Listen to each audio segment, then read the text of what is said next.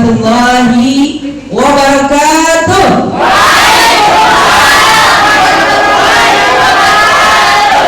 Kaifa halu? Kaifa halu? Bi khair, alhamdulillah. Alhamdulillahilladzi arsala rasulahu bil huda wa dinil haqq liyudhhirahu 'ala dini kullih wa kafaa billahi shahida. Asyhadu an la ilaha illallah wahdahu la syarika wa asyhadu anna Muhammadan abduhu wa rasuluh wa la nabiyya ba'da. Baiklah, kami dari kelompok dari rumpun P2I terdiri dari PABP. Assalamualaikum warahmatullahi wabarakatuh. Assalamualaikum warahmatullahi wabarakatuh. IPS. Assalamualaikum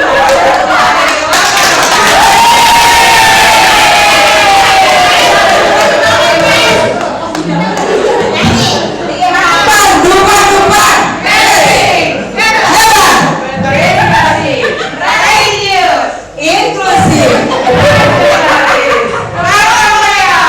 Tepuk tangan semuanya. Kami menjaga kekompakan semua. Assalamualaikum warahmatullahi wabarakatuh. Kita selalu menjaga kekompakan. Kami selalu terjaga. Baiklah, ya kita tidak pernah menjiplak punya orang lain kecuali P3K. Baiklah, kami dari rumpun P2I akan mempresentasikan tentang evaluasi dan refleksi pembelajaran yang akan disampaikan oleh Ibunda Ribudiawati SPD MSI dan operator Ibu Servia Pramestia SPD. Mohon maaf untuk kelompok kami tidak pernah ada perpisahan. Kita tetap berdiri di sini.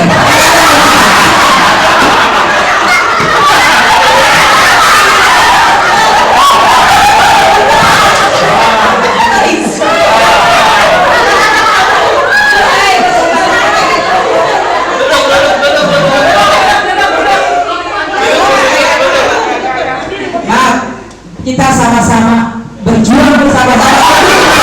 Tidak ada yang berpisah. Kita semua. Allahu Akbar.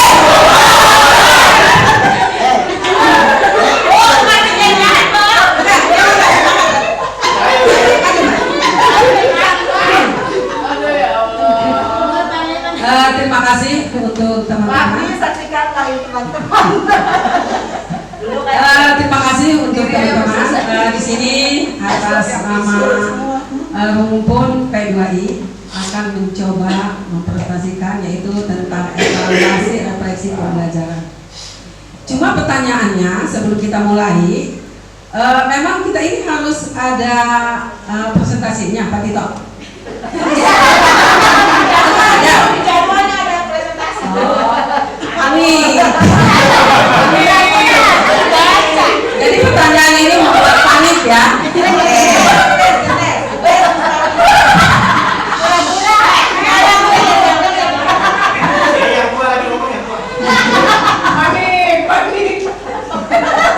Bismillahirrahmanirrahim. Di sini insya Allah atas diskusi kelompok kami dengan berusaha upaya semaksimal mungkin. Adapun kekurangan atau lebihnya mohon dimaafkan ya. Oke, kita mulai yaitu minat belajar peserta didik. Di sini minat belajar peserta didik ada dua, yaitu faktor internal dan faktor eksternal. Bahasanya udah tinggi banget nih. Internal dan eksternal. Silahkan terjemahkan masing-masing ya. Kemudian di sini yang dimaksud dengan faktor internal ada 4 poin. Poin yang pertama yaitu masih ada siswa yang belum bisa membaca. Ini faktanya kita di lapangan. Ada setuju? Berarti ini untuk meningkatkan pola membacanya di dalam pelajaran bahasa Indonesia. Yang kedua, tidak fokus dalam menerima pelajaran. Dimungkinkan mungkin akibat tidur terlalu malam. Nah, hasil survei ya, bahkan data yang sangat identik banget untuk siswa kita itu banyak yang ngeluyur malam-malam. Ada yang menjadi tukang parkir di Indomaret. Ini kenyataannya. Akibatnya besok untuk mengikuti pembelajaran di kelas sudah tidak ada gairah untuk belajar. Yang ketiga adalah pengaruh gadget. Nah, ini yang sangat pengaruh gadget sekali ya. Seperti games, TikTok, dan sosial media lainnya. Kemudian yang keempat adalah siswa belum memahami bahwa pendidikan adalah suatu kebutuhan di masa depan. Nah, di sini yang poin 4 ini, siswa belum memahami bahwa pendidikan adalah suatu kebutuhan di masa depan. Mereka cuma hanya tahu sekolah. Jadi pendidikan itu, bahkan saya sering menyampaikan di kelas. Nah, Indonesia ini masih butuh satu helai kertas yang disebut dengan apa, Pak Imun? Ijazah, ya. Tepuk tangan untuk Umi. Ya, jadi di sini siswa belum memahami bahwa pendidikan adalah suatu kebutuhan di masa depan. Ya, jadi Indonesia ini masih butuh helai kertas dengan ijazah. Walaupun kita mempunyai beberapa skill, tetapi Indonesia ini butuh kertas selembar yang disebut dengan ijazah. Terima kasih Bu Umi. Semoga diangkat jadi PNS. Diangkat jadi PNS. Lulus P3-nya. P3.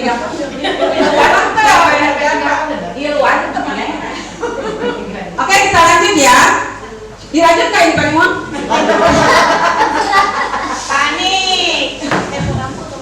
Kita lanjut yang disebut dengan faktor internal.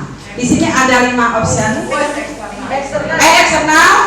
Yang pertama, faktor pendidikan orang tua. Ini di sini masih minim sekali ya Bapak Ibu.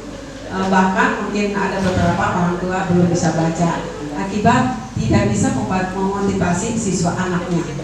Yang kedua, faktor ekonomi orang tua. Ya, ini sangat riskan sekali. Kemudian yang ketiga, kurangnya perhatian orang tua terhadap anak. Nah, ya di sini kurangnya perhatian mungkin disebabkan oleh beberapa faktor. Kalau memang ekonominya kurang mendukung, tentunya mereka kurang perhatian terhadap siswanya atau anaknya. Yang keempat, hanya mengandalkan pembelajaran di sekolah saja. Jadi tidak ada bimbingan belajar di luar seperti les ya, seperti bimbel yang lainnya.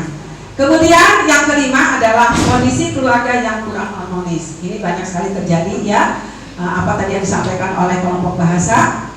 Kemudian kita lanjut, yaitu di sini ada rencana tindak lanjut. Nah, mudah-mudahan aja ini benar ya tindak lanjutnya.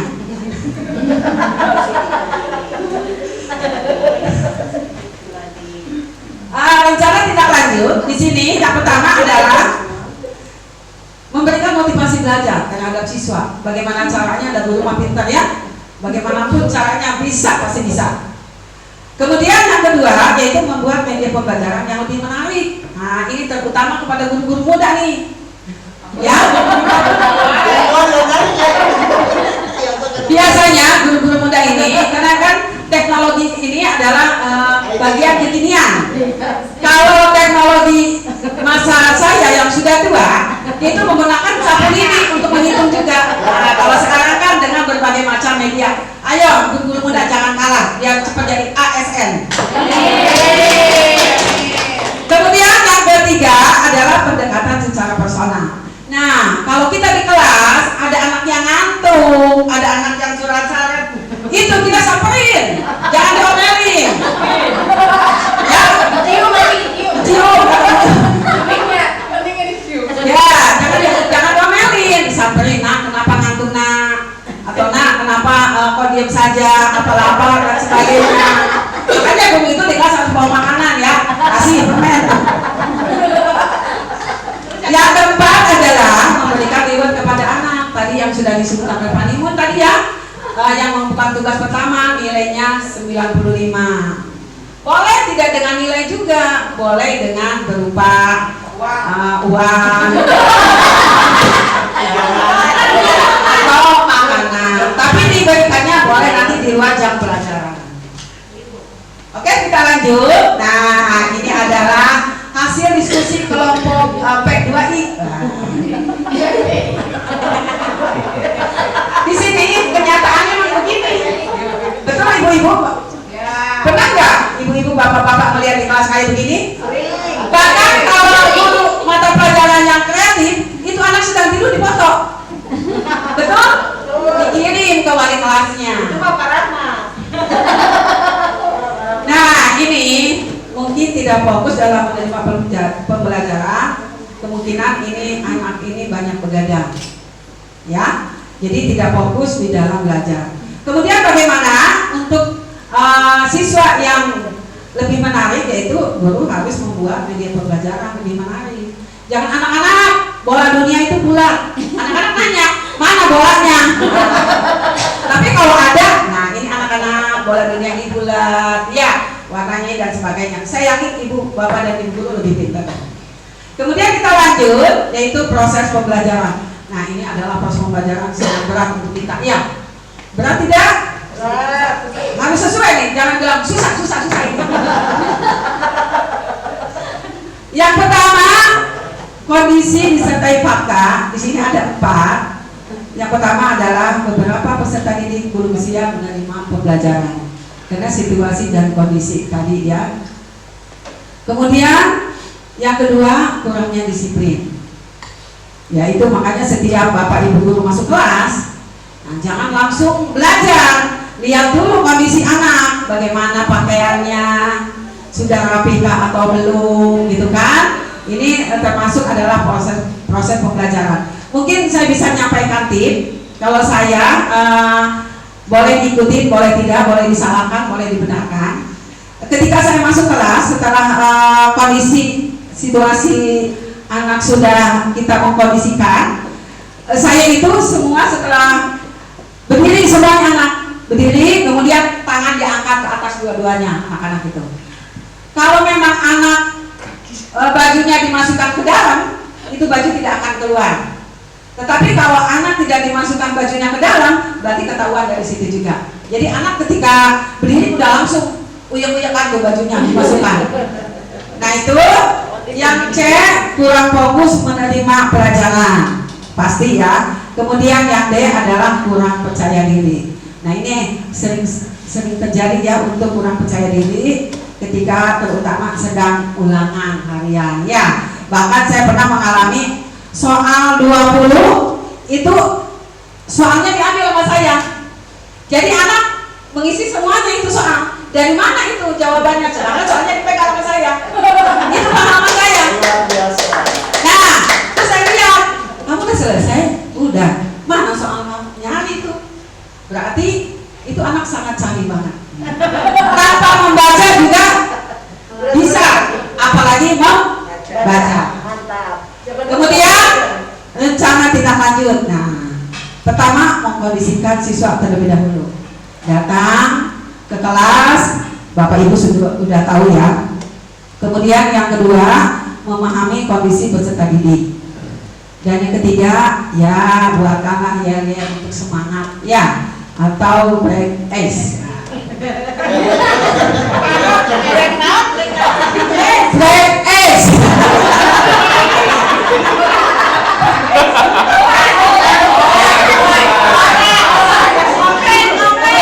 Maklum ini lidahnya tidak Sunda. Yang keempat yaitu memberikan reward. Ya, itu terserah berupa apa aja rewardnya ya. Kita lanjut di sini, ini hasil diskusi. Nah, kurang fokus menerima pelajaran itu anak nggak tahu ngapain dia ya. Nggak mungkin nggak keramas 1 minggu. Kemudian di sini membuat yel-yel atau break ice di sini supaya penyemangat atau membuka hati, membuka untuk semangat belajar ya. Sambal suaranya gimana ya, Bun? Sambal sound suara. Jadi Yang berikutnya adalah pengembangan di Kalau nggak ada yang guru. Nah, ini pengembangan di guru nih. Ayo. Biasanya kalau Pak Rahmat cair dulu baru bisa membagi. Pertama yaitu tuntutan untuk mencapai KKM. Kita ini selalu dituntut, ya. Pokoknya KKM-nya harus 90. Wah. Jangan sampai ketinggalan sekolah yang lain. Nah, padahal mah itu KKM-nya lomba disulap. Kemudian yang kedua yaitu kurang disiplin waktu. Iya ya, kita jangan mengingkari nih kurang disiplin waktu. Pinjam jam 7, datang jam 7.20. Saya gitu ya. Kemudian belum menyiapkan materinya itu saya. Kemudian belum sarapannya itu saya. Kemudian waktu sudah mulai belajar, guru masih nyari tuh mana absen. Saya. Kemudian anak sudah di dalam, sudah 20 menit kemudian itu guru baru jalan, itu saya. Masuk ke kelas, salah kelas. Saya. Ibu maaf, ibu bukan di kelas ini. Oh iya nak. Itu saya. Kenapa? Ya itu waktunya tidak disiplin. Ya, itu saya. Akhirnya masuk kelas, ditanya anak-anak, nah udah berdoa belum? Belum. Kenapa nggak berdoa dari tadi? Kan ibu belum datang katanya. Berdoa aja nak, jangan nunggu ibu. Itu saya ya. Kemudian udah tidak ada membaca situasi kondisi kelas, tidak ada langsung. Ayo nak, buka halaman 82. Itu saya. Kata anak-anak, bu nggak ada halaman 82. Tapi guru tidak kalah. Oh nak, itu bukan buku paket, itu buku referensi buku guru adanya. Beda dengan guru agama. Anak-anak kena datang terlambat. Anak-anak mencatat sampai kiamat.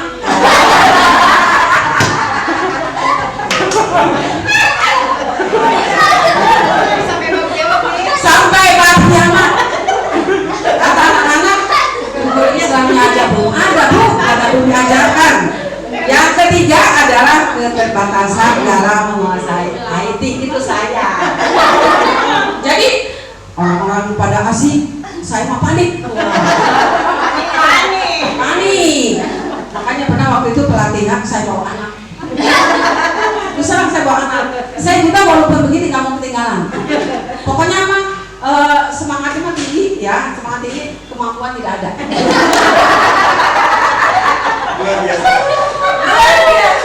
Kemudian kita lanjut dengan rencana tindak lanjut. Nah, ini mudah-mudahan harus kita laksanakan nih, terutama untuk bapak ibu guru yang muda, yang tua mah cuci. Yang pertama yaitu membiasakan siswa berbaris sebelum masuk kelas. Dibimbing oleh guru yang mengajar yang pertama. Tuh, ayo. Sekarang budaya ini udah hilang, benar Pak Imon? Betul, udah hilang. Anak masuk aja. Kalau gitu kan kalau zaman dulu saya itu buku diperiksa, iya kan? Bapak sama ibu guru kalau bukunya itu pakai pistol yang dari kayu. Sekarang boleh guru? Ya, mungkin sekarang nggak boleh. Tapi kita harus ada di kelas. Ya mudah-mudahan nanti kelanjutannya bisa begini ya, Bapak Ibu guru ya. Karena kan gajinya juga naik, potongannya juga naik kan. Kemudian yang berikutnya, yang nomor 2, memotivasi peserta didik dalam mengerjakan tugas. Bagaimana caranya memotivasi? Nah, kerjakan halaman 35. Dilihat ada 70 soal. Itu mah bukan memotivasi siswa ya. Itu mah namanya menghakimi. Nah, ya. Harusnya kasih tugas itu jangan lebih dari 2, 1 aja cukup. Ya, 1 pun belum tentu dikerjain. Beranak. Kemudian yang ketiganya memperbaiki kinerja dan disiplin waktu. Jangan kayak Bu Ida, kinerjanya si kerja mulu. Jadi coba ini mah saya ya, ini saya. Jadi saya lagi ya. Jadi disiplin waktu itu sangat penting. Ya. Kemudian Kemudian yang empatnya adalah mengikuti MGMP walaupun bayar sendiri. Ya, Pak ada bayar sendiri ya MGMP ya. Ada yang mandiri, ada yang Nggak apa-apa bayar sendiri juga kan ya. Insya Allah kebayar ya. Ikut aja. Pokoknya yang penting ada ijazah di sekolah. Kemudian yaitu ada webinar, workshop. Kemudian mungkin ada seminar yang lainnya. Ya, walaupun bayar biasanya seminar 100.000 bayar aja. Ya, untuk menambah ilmu. Ilmu itu adalah investasi untuk kita. Setuju? Pak Dimon setuju kan? Ilmu adalah investasi untuk kita. Itu adalah jadi kalau ada seminar 100 ikut aja, bayar aja, ya. Kalau nggak itu nanti dibayarin sama sekolah. Kemudian di sini adalah keterbatasan dalam bahasa IT. Ini saya lihatin tuh. Kalau nggak nanya Pak Farhan, Pak Acuy, kadang-kadang malu juga ya nanya melulu. Kapan pintarnya, kapan bisanya. Ini adalah salah satu menghambat ya. Kemudian kita lihat di sini mengikuti MGMP, webinar dan workshop dan seminar. Di sini adalah untuk pengembangan seorang pendidik. Kemudian kesimpulannya, Bapak Ibu, lanjut ini? Lanjut ya. Agar guru bijaksana dalam mengatasi permasalahan pembelajaran, maka guru melakukan refleksi setelah melaksanakan pembelajaran di kelas. Refleksi diri ini penting dilakukan oleh guru karena dengan melakukan hal tersebut, guru akan bisa melakukan perbaikan dalam pelaksanaan tugasnya. Filosofi di sini dalam guru penggerak, belajar tanpa refleksi bahaya. Refleksi tanpa belajar adalah sia-sia. Nanti inilah hasil presentasi yang P2 ini. Semoga bermanfaat untuk kita semuanya. Kurang lebihnya mohon dibukakan diri maaf. Terima kasih. Assalamualaikum warahmatullahi wabarakatuh. Waalaikumsalam warahmatullahi wabarakatuh. Lanjut keluar. Alhamdulillah, sukses kan? Terima kasih. Ini adalah wanita-wanita hebat, berdiri 1 jam kuat. Wanita selalu hebat. Kita selalu menjaga kekompakan. Demikianlah presentasi dari kelompok P2I. Mudah-mudahan bermanfaat terutama untuk rumpun kami dan berguna untuk rekan-rekan semua. Dan semoga ini bisa menjadi hiburan untuk teman-teman yang lagi berpuasa. Dan untuk pertanyaan tidak dibuka karena mungkin tadi sudah mafhum semua ya. Mafhum, ya. Tidak menerima pertanyaan. Akhir kalam dari kelompok P2I, mohon maaf apabila terdapat kata-kata yang kurang tepat. Wassalamualaikum warahmatullahi wabarakatuh.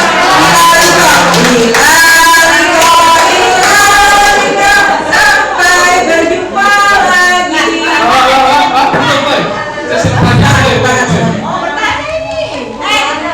Emang bertanya sih, Mak? Kabur aja.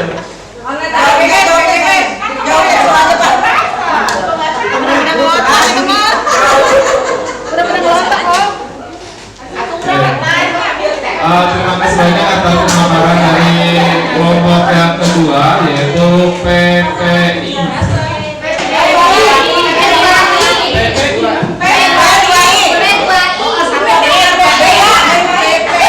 PPI P2I.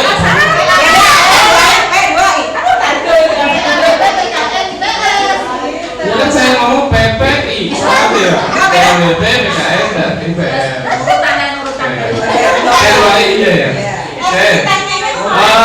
Bapak Ibu, karena pematerinya sudah undur nih, pertanyaannya dalam apa? Online aja, online. Nanyanya online aja ya. Oke, ada pertanyaan enggak untuk kelompok 2? Ada.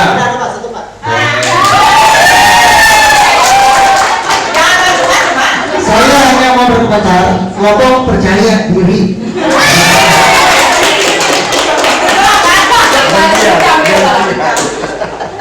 Mantap, kelompok percaya diri. Lanjut, ada lagi OPB yang ingin bertanya? Iya ada. Itu plus untuk kelompok yang kedua.